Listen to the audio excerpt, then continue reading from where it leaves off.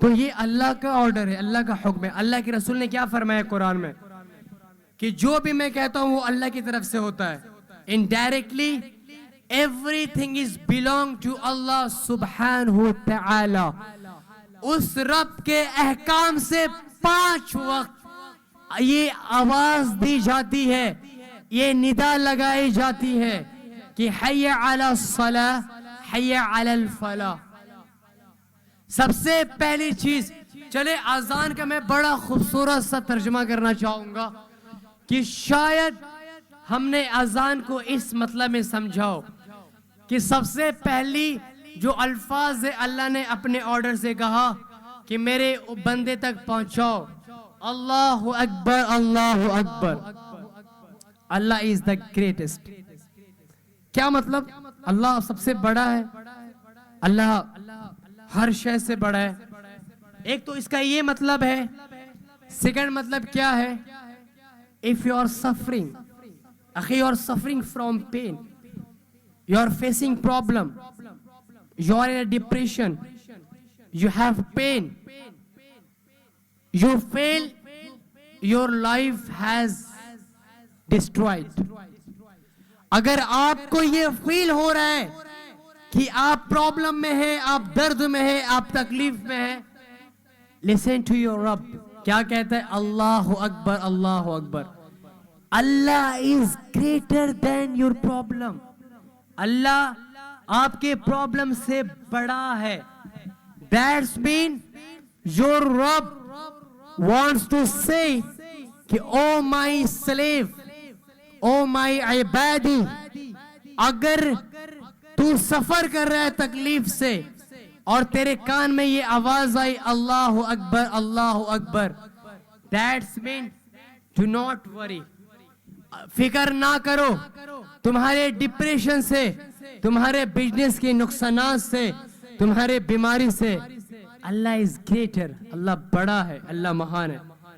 and Allah can cure your pain. اللہ آپ کو شفا دینے پر قادر ہے. اللہ آپ کے ہر تکلیف کو آپ سے دور کرنے پر قادر ہے. اذان دی جا رہی ہے. Your رب wants to help you اخی. He wants to cure your pain. وہ آپ کو رزق دینا چاہتا ہے. آگے کہتا ہے اشہد ان لا الہ الا اللہ. پھر اپنے تعارف کے بارے میں بتاتا ہے. تو ہم اس رب کا اقرار کر چکے ہیں. پھر اللہ نے کیا کہا اس کے بعد اپنے نبی کے بارے میں وَأَشْهَدُ أَنَّ مُحَمَّدًا رسول اللہ.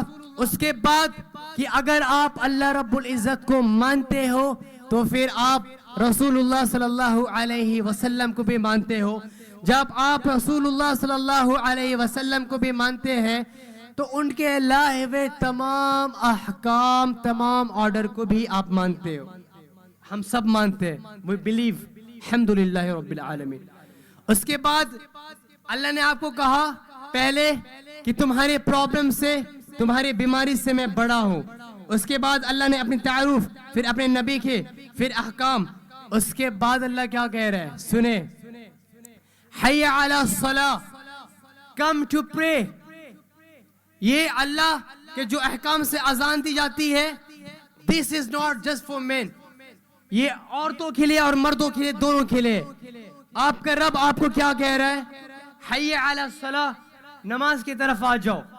اب ایک بات اور میں آپ کو بتانا چاہوں گا کہ شاید آپ نے اس کو اس حساب سے نہ سوچا ہو کہ اگر آپ کا رب یہ کہہ رہا ہے کہ مسجد میں آ جاؤ, نماز کی طرف آ جاؤ, اس وقت اگر آپ کو یہ لگتا ہے کہ میں تو دکان میں ہوں, میں دکان چھوڑ کر جاؤں گا تو کسٹمر واپس جائے گا تو ایک بڑا نقصان ہو سکتا ہے, میں بزنس کے اسٹرگل میں ہوں, میں نیٹ میں, میں پڑھائی میں ہوں, تو آگے اللہ کیا کہتا ہے؟